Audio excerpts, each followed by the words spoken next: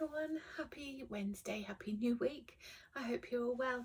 Thank you for coming to join me at the Happy Van. We're in our bedroom today.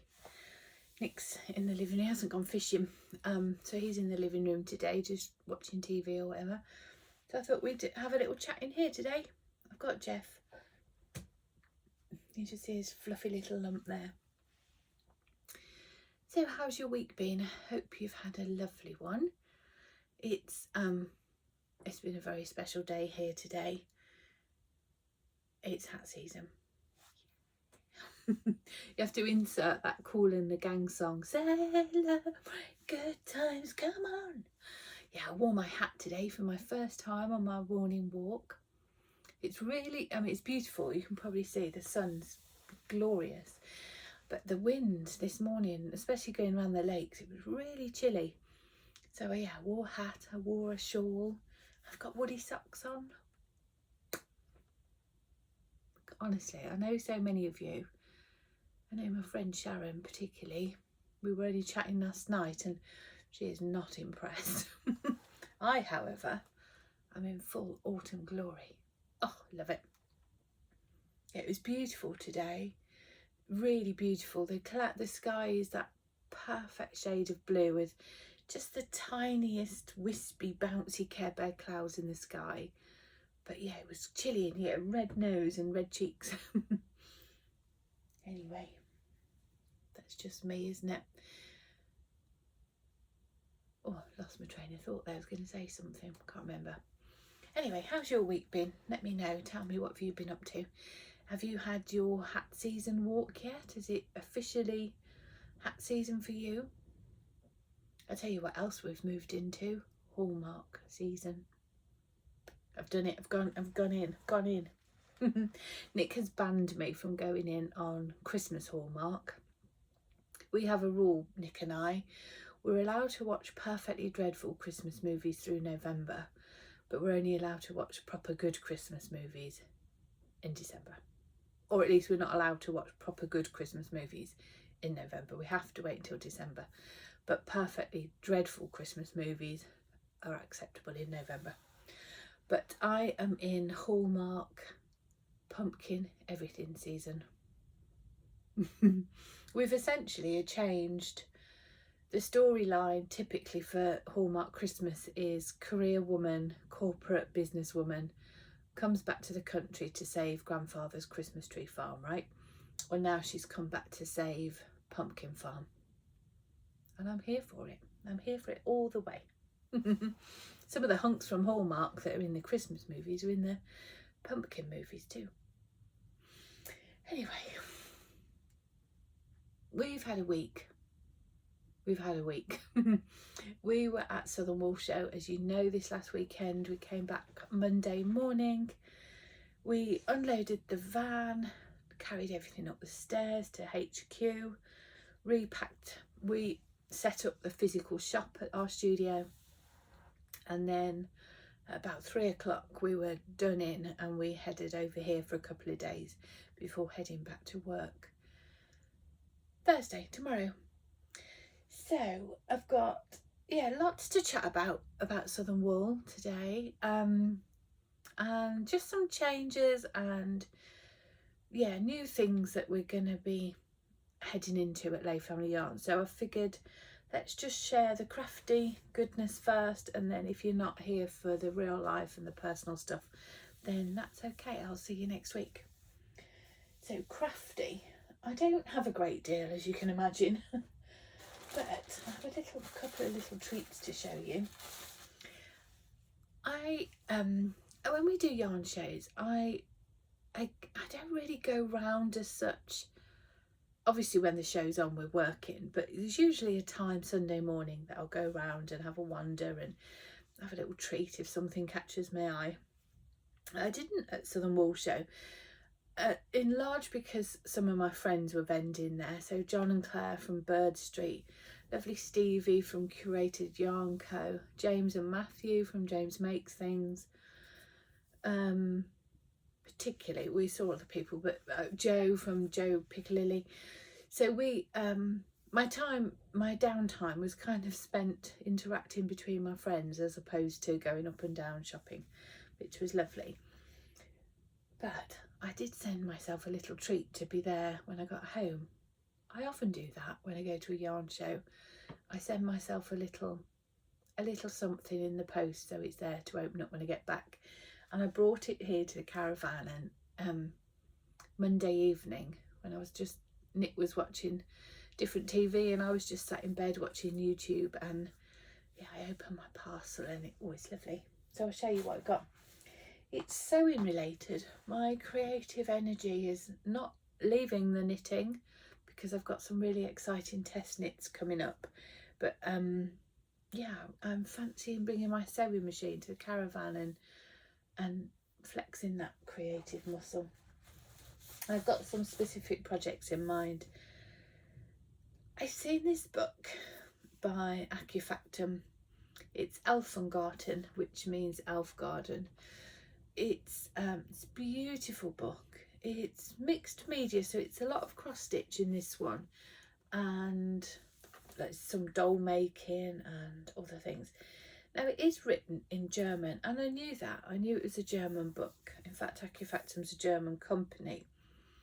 I buy my PawfectPastimes products from Elmhurst Fabrics here in the UK, and I've pre-ordered their new book, which is in English, but I say this one is in German, which doesn't bother me at all, because I mean, if I really want to read the fluff of the book, I absolutely can with Google Translate.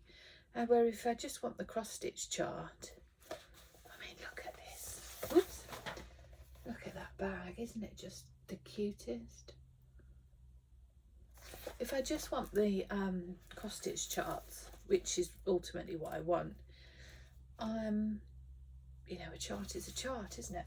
Look at this pillow. This was one of the projects I just adored. How beautiful is that?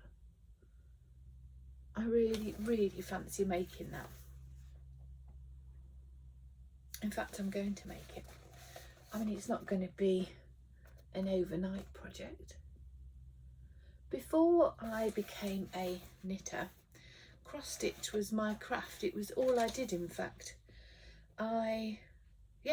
There wasn't a day, a night that I didn't stitch. And when I became a student nurse, I picked up knitting because I found with the cross stitch I couldn't achieve so much in just like 10 minutes, half an hour, whereas with knitting I found I could get a little bit done in an achievable amount of time that I had. And I haven't gone back to knitting, to cross stitch since. I think it's really sad, but I just adore this book.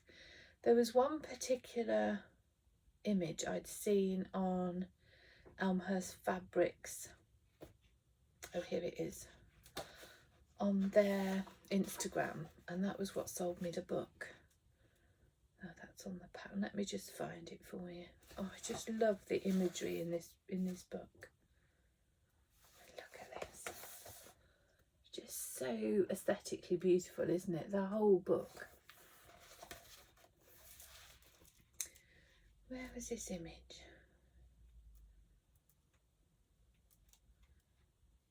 Oh, I love these placemats. Oh, they're just cute with that fancy scalloped edge. I love that.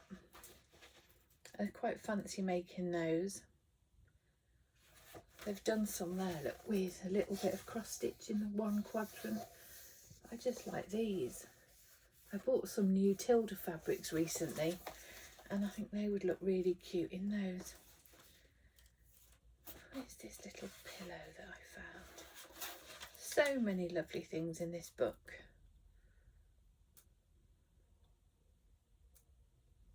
Oh, here. Look at these hanging hearts. Aren't they just adorable? And it was seeing this image on the Elmhurst Fabrics Instagram that really sparked something within me. So I had a little shopping spree, this book being part of it. Now Megan, last year or the year before, she cross-stitched gosh, a whole plethora of Nordic Scandi styled, I think they were for Christmas cards, although Megan had no intention of using them for Christmas cards. They were just for, I think she had an idea to mount them somehow, or to do some sort of decorative piece with them for over Christmas, and bless her, that's never happened. So I always said, leave it with me, I'll maybe do some sashing, make them into a little mini quilt, something along those lines. And you know what it's like, time just runs away with you, and come Christmas crafting season you have 1,000,001 other things to do. Or certainly for me, come December, because our busy season is in November, for me December is, I'm almost a bit wiped out. So anyway, they haven't been touched, and it's such a shame because they're beautiful. And next week they're at home. Next week I'll bring some to show you. She's done such a beautiful job, and they're really simple. They're on a 14 count Ada, and they're really simplistic Scandi style motifs and wording, and they're typically in a star shape. But what I want to do now is inspiration taken from those hanging hearts. I want to back them in this fabric and hang them from the Christmas tree. So again, this was brought from Elmhurst Fabrics. Oh, it is the nicest teddy bear plush fabric. It's just glorious.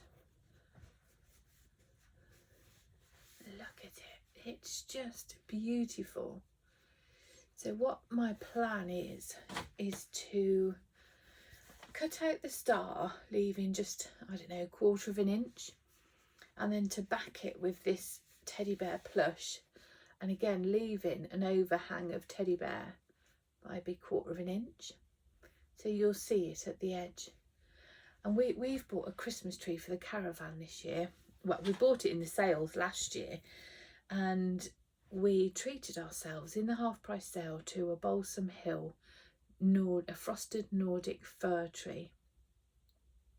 And it's we bought a tree skirt in this sort of fabric, and it's already pre-lit. I say it's got frosted branches, and we don't have any baubles for it here, none at all. And that is the joy of it, you know. Our family tree at home we bought when Megan was in a waffle.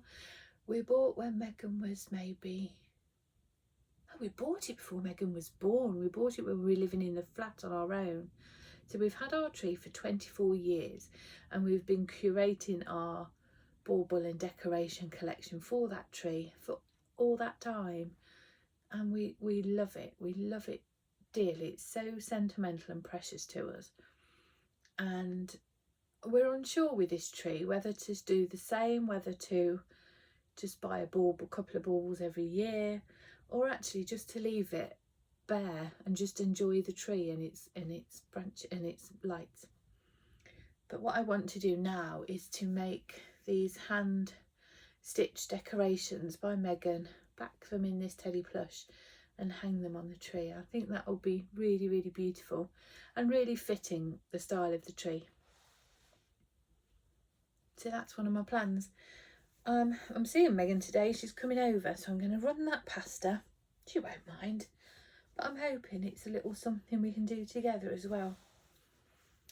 I'm not sure how I'm going to attach this, whether we will stitch it or whether I'll glue baste it and then stitch it. I'm not sure. I'll show you, perhaps talk about that a bit more next week when maybe I've done one.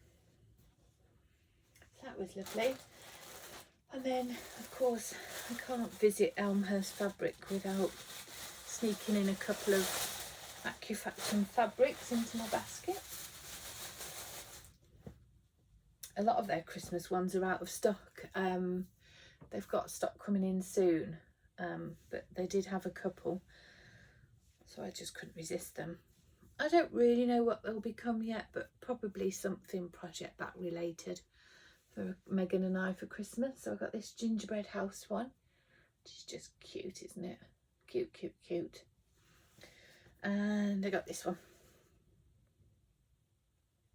I'm hoping to have a sewing day with my girlies in October. I think we're planning in a date, and I've got this vision to make Megan a, you know, for her 4 Sundays of Advent, I want to make her a project bag with some machine applique on it and some machine and word, or what do you call it, you know, when you write letters.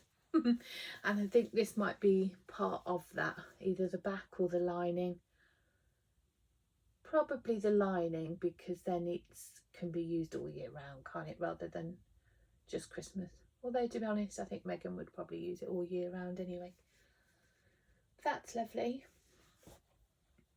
So they were my little treats to myself. Oh, and I can't tell you how lovely it was. I was sat here all snugged up in bed, and I've now got the heavy weights duvet on rather than the summer one. Oh, snug as an absolute bug. And I was flicking through my book, I was eating a chocolate, drinking a warm tea. Oh, it was perfect. So knitting, not much, as you can imagine. I've done a couple of stripes on Megan's sock, literally a couple of stripes. Nothing to tell you. I've done this aqua and this red one, that's it. Although I'm sure none of you are surprised by this lack of knitting. And the other thing I've cast on, which is in a lovely bag my friend Becky made for me.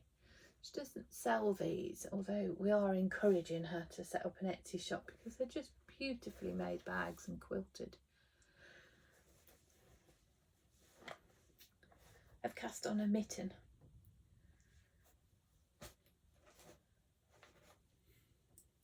That's it. Do you remember I showed you the hat a couple of weeks ago, Seasons of Mist hat? I'm using the leftovers. Oh, excuse me. I'm using the leftovers of that to make some mittens. Again, these will be for Megan, I'm sure. Some fingerless mittens. This is a made up pattern, recipe card, if you will. It's not a pattern, it's just a recipe card. Some basic knitter's knowledge with a bit of a textured stitch on it. So yeah, I finished the arm. I've done them I like them quite long. I'm on short circ, so I don't want to lose my stitches. 1 second. There we go. Yeah, I like them to go quite a way up my arm before I do the thumb, and I'm just ready to start the thumb increases now. And then they will just finish here. Just some fingerless mitts. I'm really enjoying those. Yeah, I like them quite long up the arm because I wear them at work, and when my cardigan flaps up, they're just a nice length. Let's pop that stitch on there nice and safe. Oh, I bought these. Let me show you. I've been a bit spendy, haven't I? I bought these cute little stitch stoppers. They're pretty. Came in a box. I'll put them on my eyeballs, look. Came in a box with purples and pinks, these floral ones. I got them on Amazon. Now, when I've put in Amazon before needle stoppers or stitch stoppers, these do come up, but they're not entirely inexpensive. Now, if you put in Amazon silicone focal beads, FOCAL beads, they come up in sort of bulk numbers, and I got 100 of these for like 10 quid, £10. Just perfect, aren't they? But you can put in silicone focal beads, pumpkins, you can put in silicone focal beads, teddy bears, whatever, and you'll just get lots of options. I'll try and pop a link in the description box below to the ones I got, but I'm really enjoying them. And that my lovely friends, is all my knitting and my crafting. Oh, I've got something to show you, something really, really special. It's interlinked with Southern wool, but honestly, it's the most treasured gift. So yeah, Southern Wool Show. It was and is an amazing show. The venue is fantastic. It's light, it's bright, it's airy, there's plenty of room between aisles. It was really well run and coordinated by Nick and Natasha. You can tell that this is not their first rodeo, you know. Nick runs Spring into Wool, Summer Wool Show, Southern Wool Show, Northeast Wool Show, Christmas Wool Show. So he's very experienced now at managing these events. And that came across, you know. It was well signposted, it was well organised. Yeah, the venue was brilliant. Really good at the Newbury Racecourse. Yes, it's lovely, just lovely. Our stand, we had a beautiful stand in the grandstand, and you know, Nick and I had been working so hard on preparing for it for sort of 3 or 4 weeks before. We dyed quite loads. I mean, you always dye excessively for these events, and you know you don't want to sell out, you know, you don't want people who visit on a Sunday to be disappointed because everything went on a Saturday. So you always dye excessively. And when Nick and I do a show, we like to show up. I've said this before. We like to show you know, the full breadth of our range, and we like to show exactly who we are as a business and to represent ourselves well, you know. And this show was no different. We had a big stand. It actually wasn't, it was 8 meters wide by 2 meters deep, and we thought that this was the biggest stand we've ever done. However, our stand at Wonderwool is the same size but just a different configuration. But when we counted sort of the racking that we have, we used the exact same amount. So I don't think it was much bigger, but it was just a different configuration. But it certainly looked bigger because of its length. And I can't tell you how proud I was of our stand. It looked amazing. It was full of yarn. It wasn't just fluffed up with decorative bits, you know. But equally we had the right number of samples, I think, to give inspiration and to show the colours. Yeah, it was lovely. Oh yeah, I was really proud of it, And the feedback we received from visitors was lovely. Everybody said how great the stand looked and how it was big enough that people could get in, and if there was a couple of people in, there was still room, you know, for others. It was accessible for wheelchair and pushchair. So yeah, it was great. And you know, you do these shows, and as always, the highlight is meeting people. And I got to meet people that I've spoke to online for years, like years, pre-Layfamilyyarn. And we've never met in person, and we did, and that was just lovely.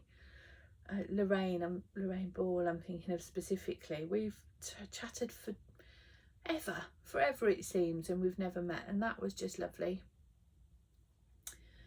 I linked in with people I already know. It was lovely to see like Gaynor and Ali and Cherie from the Ollie and Bella podcast, and Stacey from the Heartmore podcast.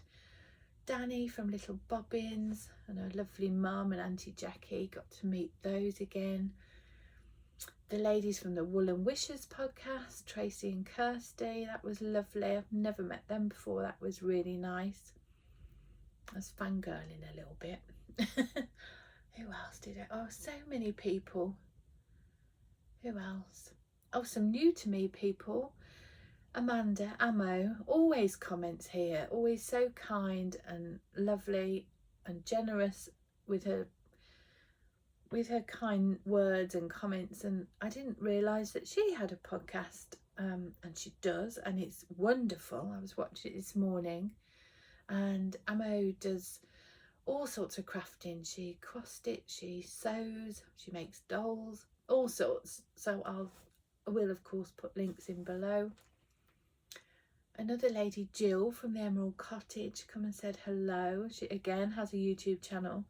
I've just sort of flipped in this morning for a few minutes, and from what I can see it's mostly crochet, or all crochet maybe, but I haven't really digested or spent any time with Jill yet, but I absolutely will. It looks lovely. And I met lots of you. I was challenged last week to not be socially awkward and say, well, don't watch that rubbish like I usually do, but just to graciously say, thank you very much, I'm glad you like it, I enjoy spending time with you. And I did. I think I did. I think I succeeded. So for those of you that come and said hello and said I watch your podcast, we had lots of hugs. And I think for the most part I was like, oh, that's really kind, thanks for spending time with me. Don't think I put myself down, which was a huge thing for me.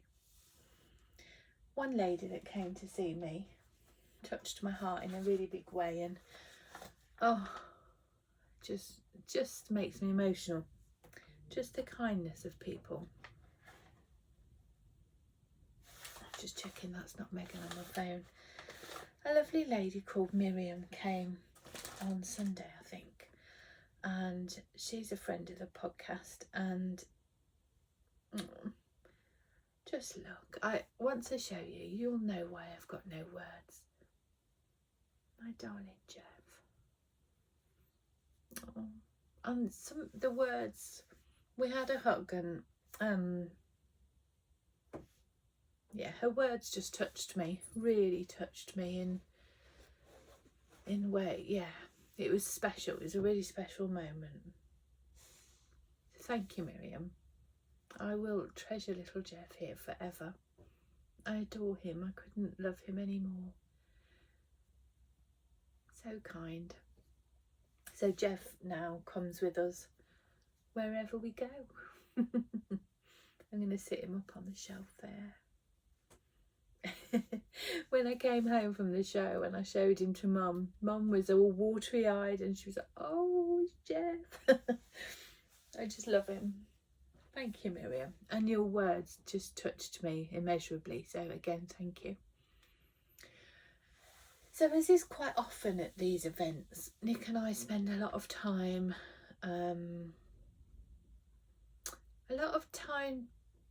the van, driving there, driving back and forth to the show, in between setting up and downtime there, and when we get back we inevitably spend a lot of time talking about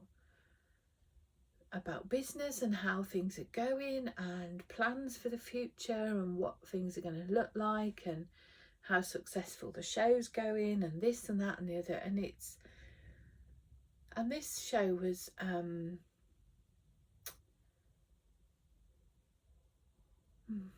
it was empowering. It's given us a motivation and a direction that we are embracing. So the bottom line is, we did Southern Wool Show. It was successful. We sold a lot of yarn and we've lost money. That's the bottom line. So we've sold over 250 skeins of yarn, which it wasn't individual skeins of yarn. Some were hot water bottle kits, some were pom-poms, some were mini skeins, but essentially the money, if you break it down into individual skeins of yarn, we sold 282 to be exact. And that, you know, that's a lot of wool.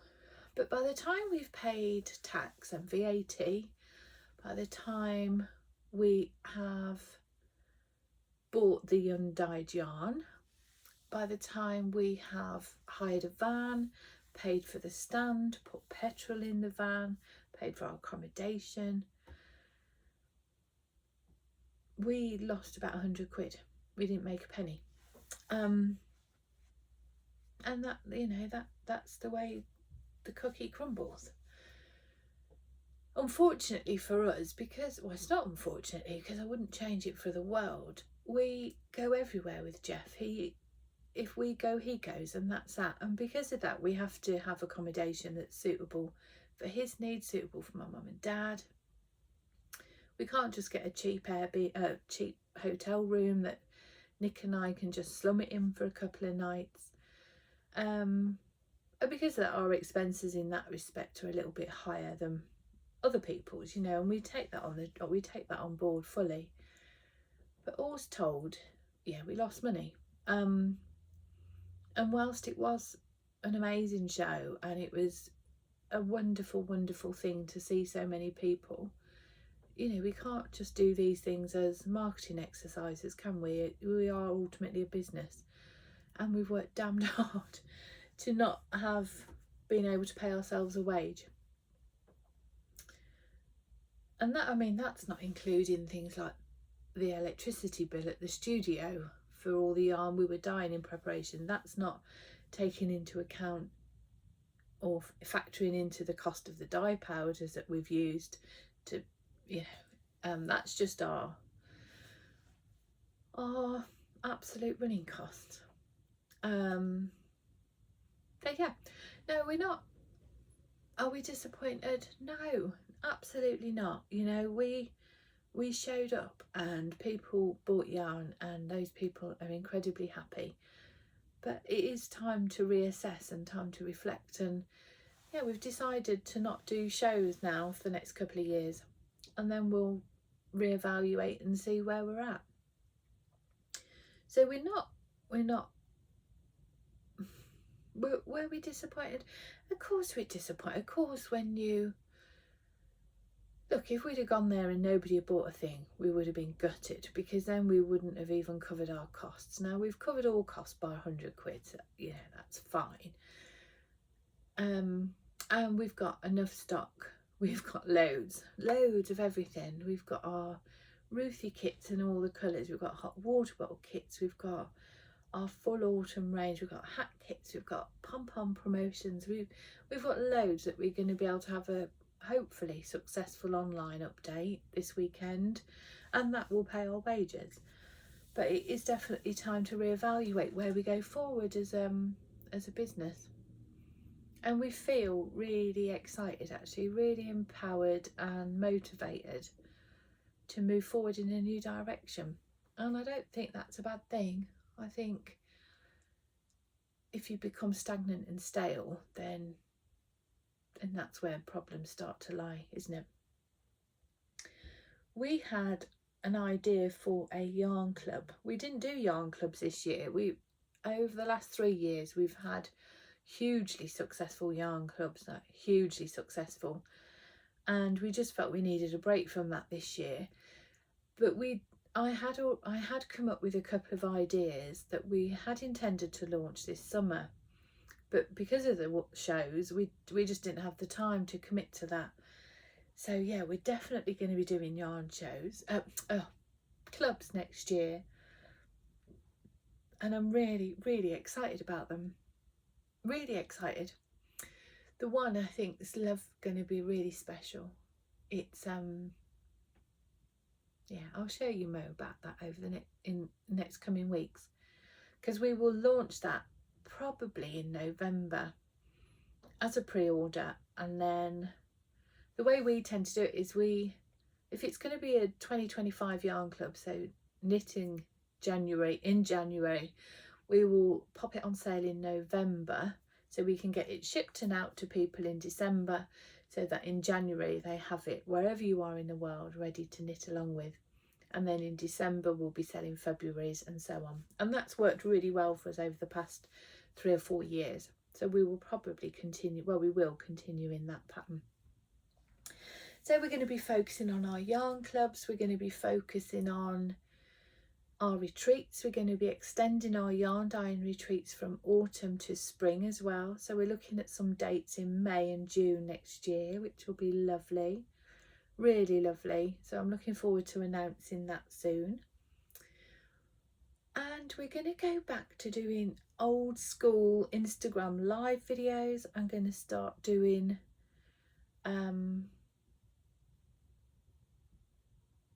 Oh, what was I going to do? Brain fog. Yeah, I don't know. Lots of things. Yeah, I'm going to focus. I think we're going to focus on bringing people to us.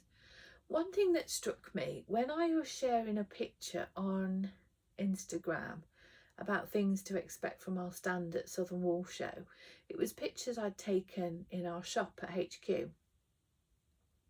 And a lot of the comments was like, oh, your stand looks amazing, your stand's beautiful, that's one impressive stand. So many people didn't realise that was our shop. And I think, again, we don't promote what we have enough. I don't show off and shout about what we have at HQ, and we have such an amazing setup. You know, we have a bricks and mortar shop, and we have a full professional dye studio, and we have a huge social space and craft space at the back, and I don't really flaunt that enough, I don't think. So that's the goal now, is to move forward and sell ourselves, bring people to us rather than us going to people.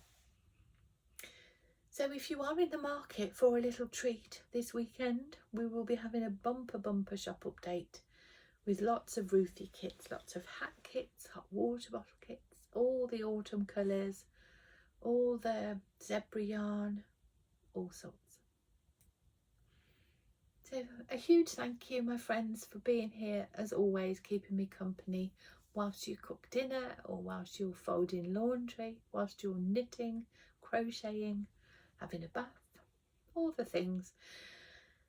I really do genuinely appreciate you and our friendship. So thank you. Next week I will have more news about the knit along that's coming up October 1st, or make along rather, and I will be sharing pattern inspiration for that, and yeah, launching more details of that, or finalising the details for that. Hopefully I'll have a little bit more crafting for you, and that's it. Thank you for listening to me. If you're here to the end, thank you for listening to my business ramblings and musings. Sending lots of love. Bye.